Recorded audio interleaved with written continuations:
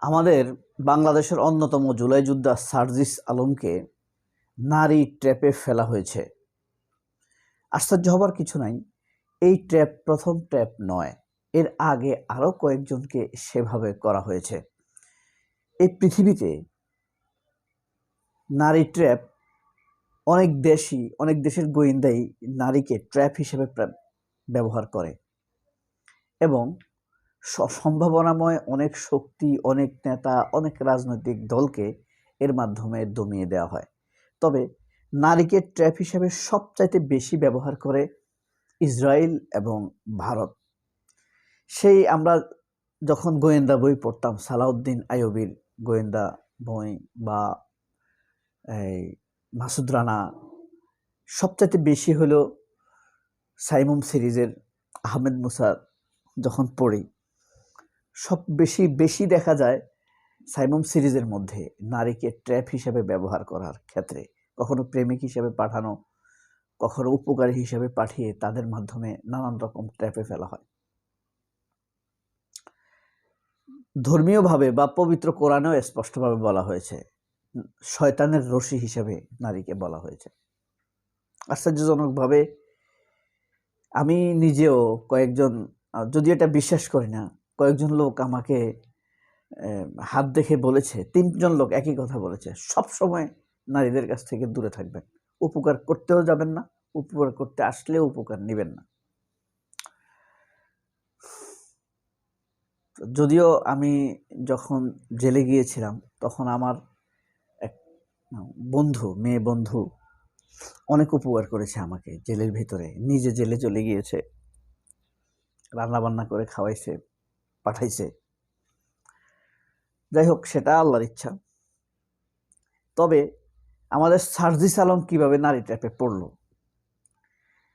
সেটা বলার আগে বলি, আমাদের সারোয়ার তুষার, এনসিপির নেতা সারোয়ার তুষার, আপনি খেয়াল করলে দেখেন যেই নেতৃত্বগুলা বা চরিত্রগুলা সবচেয়ে সম্ভাবনাময়, প্রতিপক্ষের সকল যুক্তির জাল ছিন্ন ভিন্ন করে দিতে পারে, তাদের মধ্যে সারোয়ার তুষার একজন।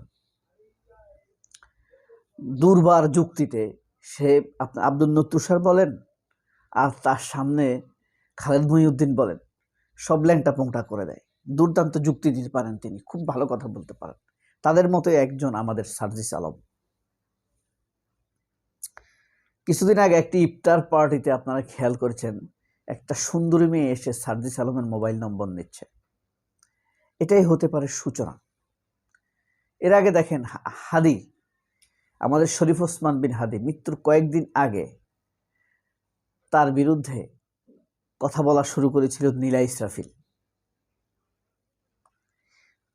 নারী ট্র্যাপ যতগুলো নেতৃত্ব বা চরিত্রের বিরুদ্ধে ব্যবহার করা হয়েছে, সবগুলো চরিত্রই কিন্তু আওয়ামী লীগ বা ফ্যাসিবাদ বিরোধী।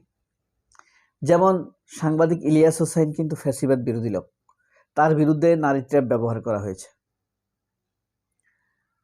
তারপরে আপনার তুষার ফ্যাসিবাদ বিরোধী লোক, তার বিরুদ্ধে নারী ট্র্যাপ ব্যবহার করা হয়েছে। হান্নান মাসুদ ফ্যাসিবাদ বিরোধী লোক, তার বিরুদ্ধে নারী ট্র্যাপ ব্যবহার করেছে, এবং সেটা একটাই চরিত্র, নীলা ইসরাফিল। নীলা ইসরাফিলকে ব্যবহার করা হয়েছে সবগুলো চরিত্রের বিপক্ষে। এই ব্যাপারটাই সবচেয়ে, যেমন আবার দেখেন হাসনাত আবদুল্লাহর বিরুদ্ধে ব্যবহার করা হয়েছে নিউজ ট্র্যাপ, তার বিরুদ্ধে মিথ্যা নিউজ করা হয়েছে। তার বাড়িতে টাকা পাওয়া গিয়েছে, বন্যার টাকার হিসাব দেয় নাই। এই যে নিকোল, রোকসানা আঞ্জুম নিকোল, সেই প্রথম বন্যার টাকা মেরে দেওয়ার অভিযোগ এনেছে হাসনাত আবদুল্লাহর বিরুদ্ধে। সাংবাদিকদের যত অভিযোগ, নারী ট্র্যাপের যত অভিযোগ, দেখবেন এরা ভারত বিরোধী, ফ্যাসিবাদ বিরোধী। ভারতের দালাল যারা, তাদের বিরুদ্ধে কোনো অভিযোগ উঠে না, না উঠে সংবাদ মাধ্যমে, না উঠে নারীদের দিক থেকে, না উঠে ধর্ষণের অভিযোগ। তারা ধর্ষণ করলেও কোনো অভিযোগ তুলবে না। আর ভারত বিরোধী কোনো লোক যদি তার শৃঙ্খলার কথাও বলে, ঘুরিয়ে পেঁচিয়ে এটাকে নারী নির্যাতনের দিকে নিয়ে যাবে। আপনি দেখেন ছাত্রলীগ নেতা, মানে বড় পদবীধারী নেতা জাহাঙ্গীরনগর বিশ্ববিদ্যালয়ে ধর্ষণের সেঞ্চুরি করে মিষ্টি বিতরণ করেছে। এই জিনিসটি কিন্তু ফ্রেমিং করা হয় না, মানে সামাজিক যোগাযোগ মাধ্যমে বলেন বা মিডিয়াতে ব্যবহার করা হয় না, আনা হয় না, কারণ সে আওয়ামী লীগ ছিল, প্রো ইন্ডিয়ান ছিল। কিন্তু কেউ একজন যদি নারীকে বলে তুমি একটু শালীনভাবে চলো, এই কথাকে নারী নির্যাতনের পর্যায়ে নিয়ে যাবে।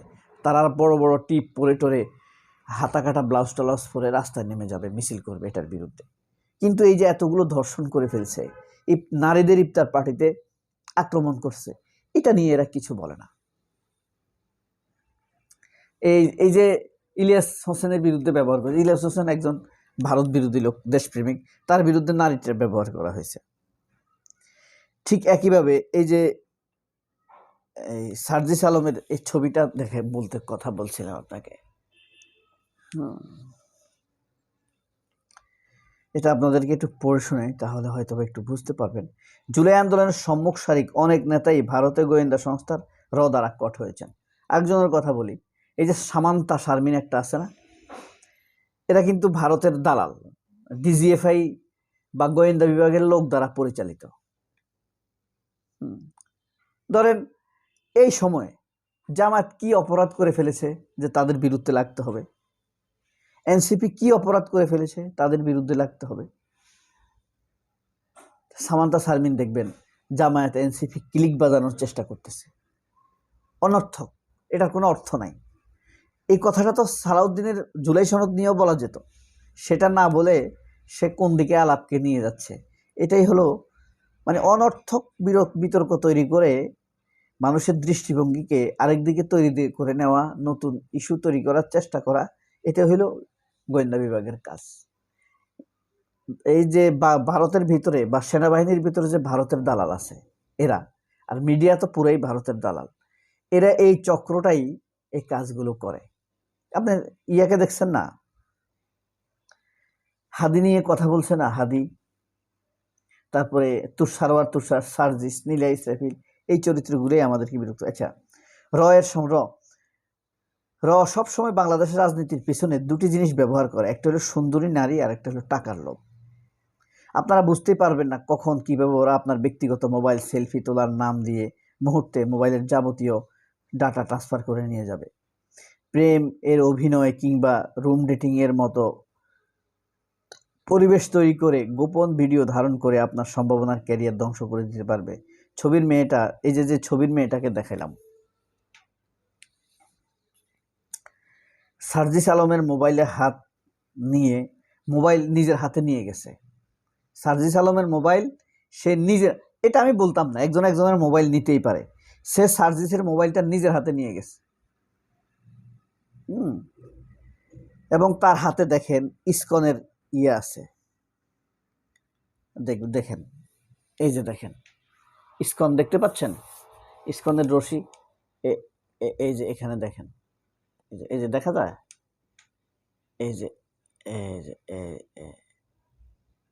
এই যে দেখেন এর হাতে ইসকনের লাল রশি দেখতে পাচ্ছেন।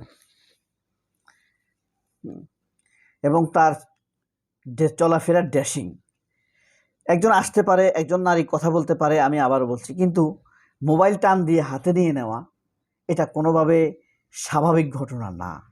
নীলা ইসরাফিল নামে এনসিপি নেত্রীর কথা সবাই জানেন, রয়ের এজেন্ট, ডিজিএফআই এজেন্ট, এনসিপি নেতা তুষারের 12টা বাজায় দিছে। এই ফান্দে আওয়ামী লীগ পড়েছে, বিএনপি পড়েছে, সুতরাং নতুন যাত্রীদের সতর্ক থাকতে হবে, সেই সার্জিস হোক আর হাসনাত হোক। তবে হাসনাত এসব থেকে মুক্ত। আমাদের সবাইকে আল্লাহ হেফাজত করুক। সবাই অনেক ভালো থাকবেন। আল্লাহ হাফেজ। আসসালামু আলাইকুম।